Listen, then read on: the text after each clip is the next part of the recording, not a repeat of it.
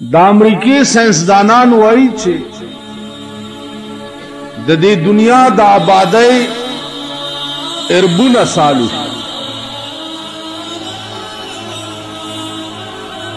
نو زمونږ د پاکستانیانو خو دستور دا دی چې دوی د امریکای په خبره ډېر زر ایمان راوړي که د بل چا په خبره ایمان وي او که نه خو د امریکای په خبره د دوی ایمان ډېر مضبوطي او یو ته یې ښایي چې وګوره که نه امریکای ویلي دي چې د دې دنیا د پیدا کېدو اربونه کاله تاسو ووایئ چې اسلام کله ویلي دي چې د دنیا د پیدا کېدو اربونه کاله نه دي شوي چې ګینې امریکای وویلې نو زمونږ او د هغې د وینا منځ کې تصادم راغی د دنیا د پیدایش صحیح تاریخ د الله نه سیواډو بل چاته معلوم نه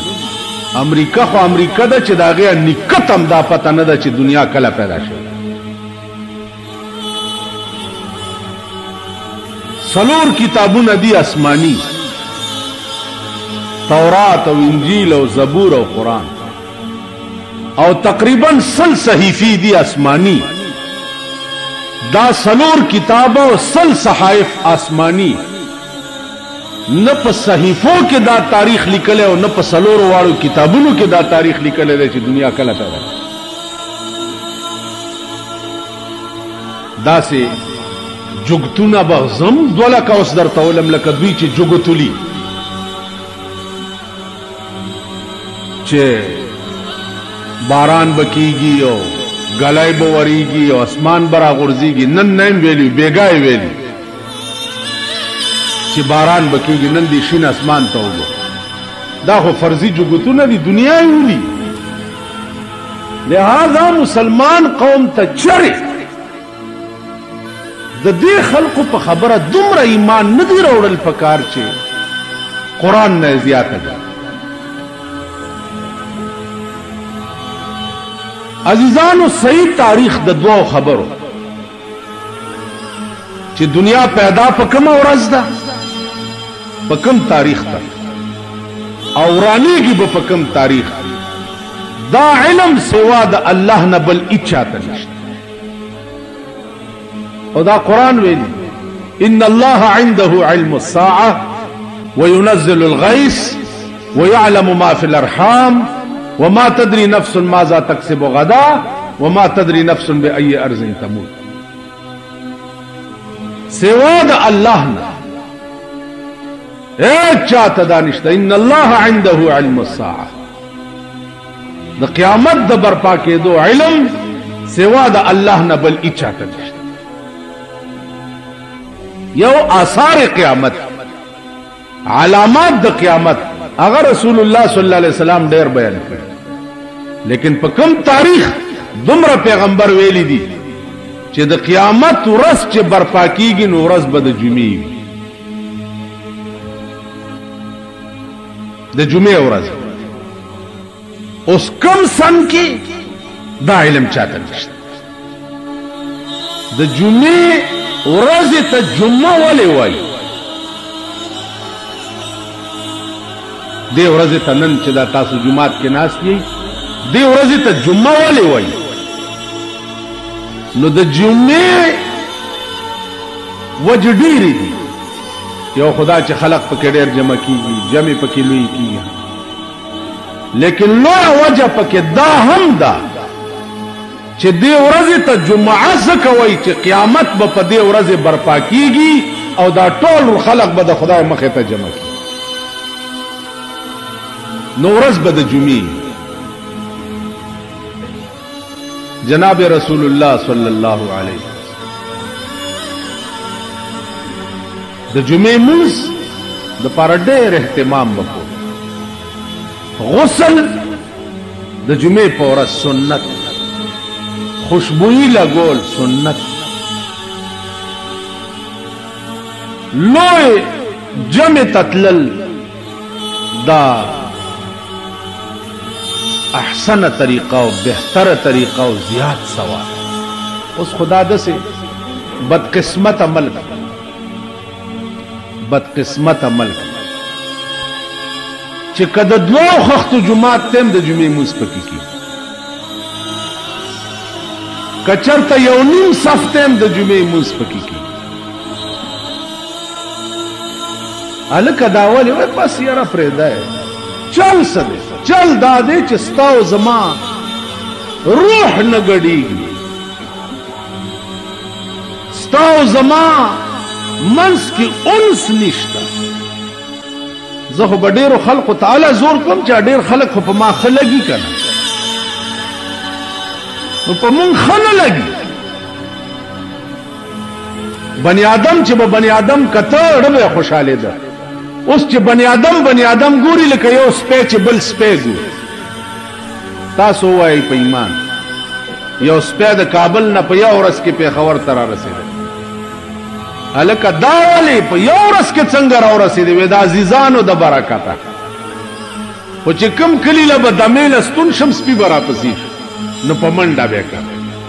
چې بل کلي له به وروړدم هلته به سپي راپسې شو هغې به په منډه کړم نو په یو سا مې را منډه والده ځکه په یو ورځ کې راورسېد انسان نه خو انسانیت ووتو بلکل سړیتوب ته ووتو اخلاق ته ووتو انس ته ووتو تاسو دی جماعتونو کې ګورئ دا تقریر چې کوم جماعت کې کیږي دی له ګوره دا خوار خلک دا ملنګان د خدای واقع دیندار دا غوړ غوړ چې دي داسې جماعت لټئ چې چېرته تقریر نه کیږي دا ساربه تاسو ګورئ دوی هغه جماعت لذي چې زر پکې مونځ کیږي نو ته زر ولې ځان اوزګارې څه چل دی د ملک غم دی در سره د قوم غم دی در سره د خدای غم دی در سره د رسول غم دی در سره سنډا دا ځان ولې زر اوزګارې سوا د ښځې نه خو تاسو سره بل غم شته نه امبر سرای میخې له زر ځان اوزګارې چې ورشي چې څه خدمت شته چې په شا دې کړم اوس بیا حکومت ورته جشن خیبر بیا تیاری کیږي تاسو به وګورئ دا سنډاګان چې دا بورې بیا روانې کړي او جشن خیبر ته تاسو سره د څه شي غم زر خو دې هغه سړی مونځو کې او زر دې ځان اوزګار کي که نه جي چې څه غم خو ورسره رحمان بابا ته چا ووی راځه دلته ملا راغلی دی جلسه ده